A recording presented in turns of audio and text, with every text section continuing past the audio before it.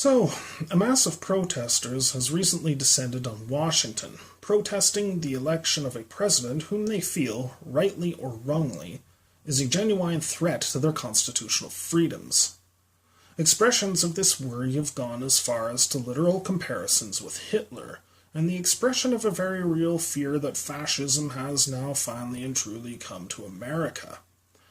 There were protest signs, some of them hilarious in their misconstrual of the intent of the newly elected president, many of them colorful along with costumes, music, and performing artists. I'm referring, of course, to the Taxpayers' March on Washington, back in 2009, following the election of Barack Obama. Had you fooled, didn't I? Can't say I didn't feel a whole lot of deja vu when I watched footage and seen pictures of the recent Women's March on Washington. Their ideologies differ quite wildly, of course, but I can't help but think that the two protest movements are cut from similar cloth when you get right down to it. One wonders how much of an influence that a mixture of envy and admiration towards the Tea Party had on the emergent social justice warrior movement online, and is now a reflection of an anti-Trump protest movement made, not necessarily consciously, in the image of the anti-Obama mania of 8 years ago. Personally, I have a low opinion of both movements, but I suggest this not so much as a personal judgment as much as it is a deeper question regarding politics more generally. Do we ultimately fashion ourselves in the image of our political opponents? Consider the similarities. The constant allusions to fascism and Hitler vis-a-vis both presidents. Obama was literally Hitler because of broadening the scope of government to cover things like healthcare, a sign of fascism to the Tea Party libertarians. Conversely, Trump threatens abortion rights and is about the reassertion of patriarchal power over women's reproductive freedom, a sign of fascism to the social justice warriors behind the Women's March. Related to this is a mutual preoccupation with encroaching dystopia and repression. The stranger elements of the Tea Party are fearful of Obama coming to take their guns away, of FEMA camps, of government surveillance of the population, an outlawing of Christianity, and economic decline. The Women's March, conversely, is fearful of Trump cracking down on the rights of women, people of color, immigrants, Muslims, the LGBTQ community, and gradual worsening of economic inequality. Both are characterized by mass demonstrations, complete with colorful signs and, in some cases, garish costumes and performing acts. Both are marked by a tendency to demonize their political opponents, to see the president they are protesting against as being the devil incarnate, quite literally in the case of some T-evangelical types vis-a-vis Obama.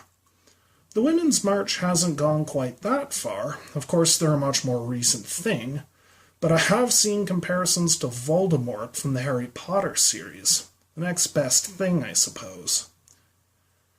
Because their opponents are seen in the most starkly evil of terms, both causes tend to avoid the give and take of political engagement with their foes and instead focus on the presentation of demands upon which there can be no compromise or negotiation. The obstructionist behavior of the Tea Party supporters in Congress is well known, as is the obstructionist behavior of campus leftists.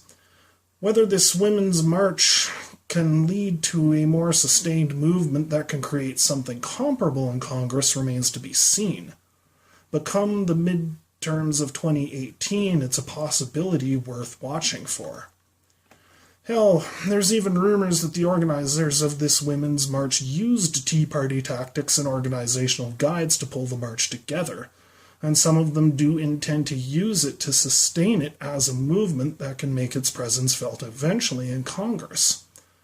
Plus, to a lot of leftists bitter over how dogmatic and obstructionist the Tea Party was vis-a-vis Obama's elective agenda, now it's payback time, and this Women's March movement seems like the perfect vehicle with which to do it.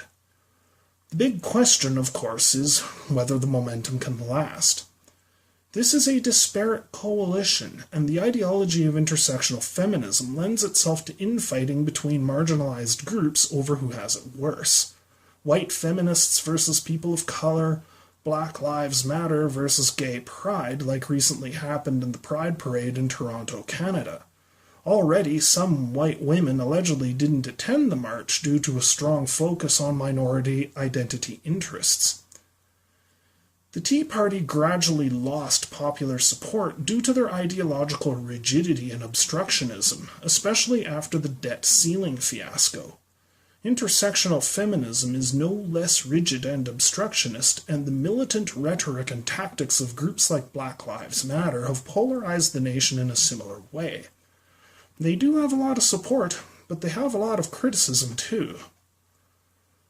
The Women's March and the movement it will spawn is likely to be the decisive toss of the dice for identity politics on the US left, and by extent the left in the Western world. This march, galvanizing the numbers and support that it has renewed the lease that identity politics has as the leading style of dissent on the US left, just as paleoconservatism did for the US right back in 2009 due to the Tea Party. But something else happened in 2010 as well. The launching of the alternative right, much more statist, nationalist, and racist than the Tea Party, which has since become a significant power in the Republican Party as the Tea Party has faded into memory.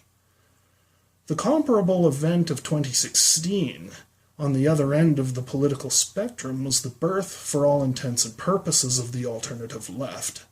Much more socialist and labor-right than the identity-focused intersectional feminism behind the Women's March.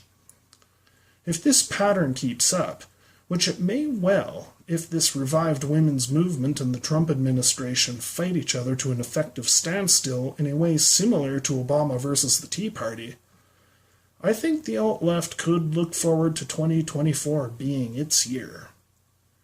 Time will tell.